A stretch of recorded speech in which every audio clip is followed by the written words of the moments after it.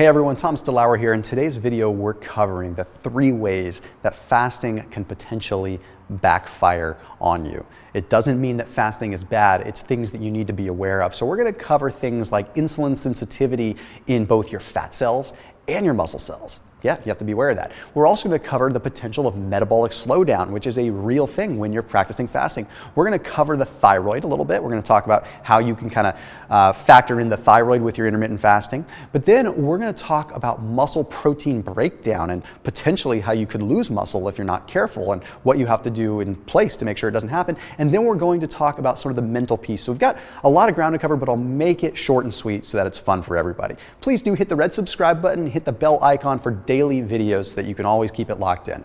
First, let's dive into insulin sensitivity in the fat and muscle. So insulin sensitivity is something that occurs when you're fasting, right? Insulin is what allows nutrients to get into the cell.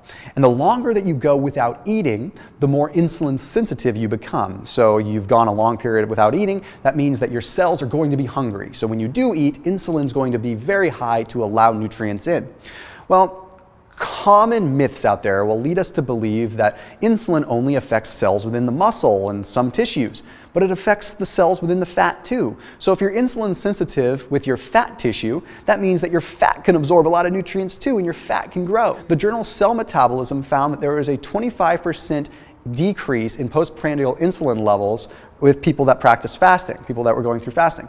That sounds like a good thing, and it is, but it does mean that you're going to be more insulin sensitive. So what that means is you have to have great responsibility. So fasting will shed fat off of you really fast, but it also means that when you do eat, especially when you break your fast, you need to keep it really controlled. You need to keep it lean, you need to keep it high protein, you need to keep it low fat because you don't want that fat to go into storage. That's a very important thing. We can talk more about it. I talk about it in a lot of different videos, but the point is you're very insulin sensitive throughout your entire body, which means that piece of cake that normally would affect you in a negative way is really going to affect you if you were to eat it right at the end of a fast because your body's going to take all the cruddy nutrients and absorb them, okay?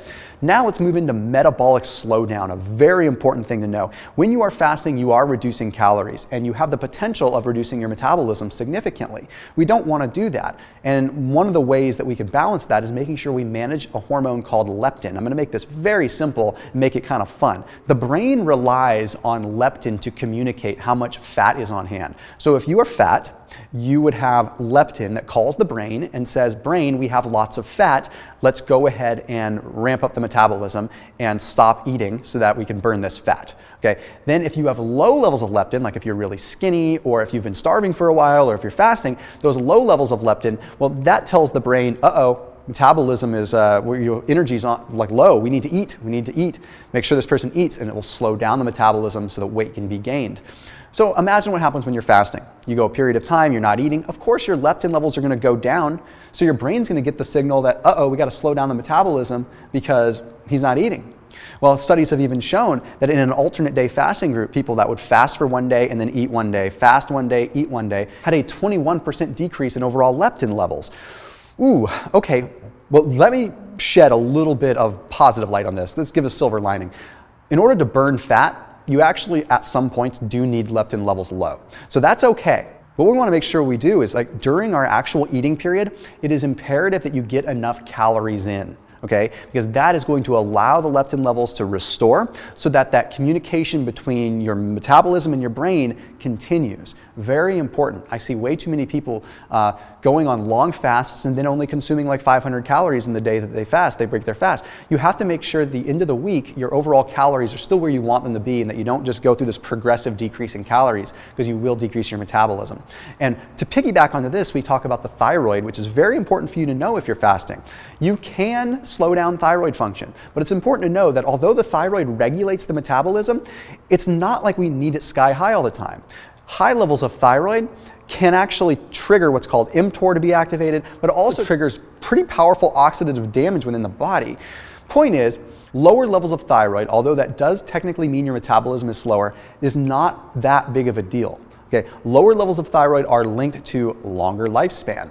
Okay, because it's less burn on your body. So don't be discouraged by that. It's actually kind of a goal that we want to have. And as long as you're making sure you're getting enough calories, you're going to be fine. Now we move into the big one that I really want to talk about. No one wants to lose muscle. I don't care who you are. Okay, you could be a 98-pound female, you could be a 400-pound power lifter.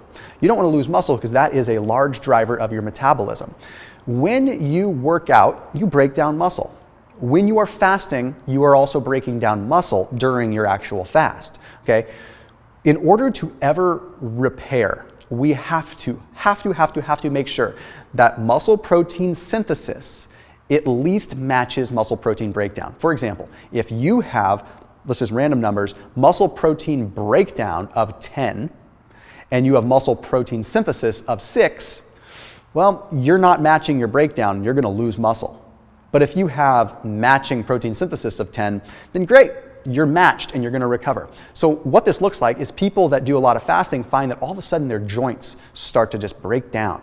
They get injury after injury and they can't figure out why because they feel so healthy mentally, but their bodies are breaking down. It's happened to me and I've had to course correct and make sure I get enough calories in. But more importantly, you need to eat more protein after your fast. Straight up. While you are fasting, your protein levels do get diminished. Your body does break down. Yes, people think that muscle building can occur with intermittent fasting, and it can, but it occurs after your fast, not during the physical fast. So the point is, you have to add the protein in. You have to increase your protein probably by 25% than you normally would otherwise, because you have to add that protein. By the way, a huge supporter of this channel is Sun Warrior, and they're a supporter of this channel because I use their protein all the time. So it is a pea protein. I talk about that in other videos, but I'm a fan of pea protein when I break my fast because it's less kind of inflammatory impact on my body. At least I feel that way. So I put a link down below. I highly recommend if you're enjoying this channel and if you want to support this channel, they're a great protein, whether you are plant-based or not, just a tremendous way to break your fast. So definitely check them out. Special discount and link down below in the description. So big thank you to Sun Warrior for making this possible for everyone that watches this video. To piggyback onto that though, you might be wondering, okay, if that's the case, do I need to eat right after my workout? No, you don't need to have protein right after your workout. Okay, muscle protein synthesis stays elevated for 24 hours after your workout. So don't worry about it. If you work out in the morning, you can still fast after your workout and it's not going to affect your muscle protein breakdown as long as you get enough protein inside of a 24-hour window. I would not recommend doing a brutal workout and then doing a 48-hour fast after that, okay? Now, another big piece that we have to talk about here that's very important is going to be the mental piece. It's very easy to get addicted to fasting, okay? Mentally, it's super addicting. You feel amazing. By show of hands, how many people feel amazing when they fast, right? Okay, I do, 2 hands for me. To the point where I will push it to the extreme. So be very careful, because if you get addicted to fasting, then you start developing these tendencies to wanna like eat and then just fast. Because, hey, I ate something unhealthy, now I want to fast, okay? So it's very important, so please just keep that in mind. And these are just the simple ways that you can potentially backfire with an intermittent fasting regimen. Thank you very much for watching, and don't forget to like, subscribe, share, and turn on those notifications. See you soon.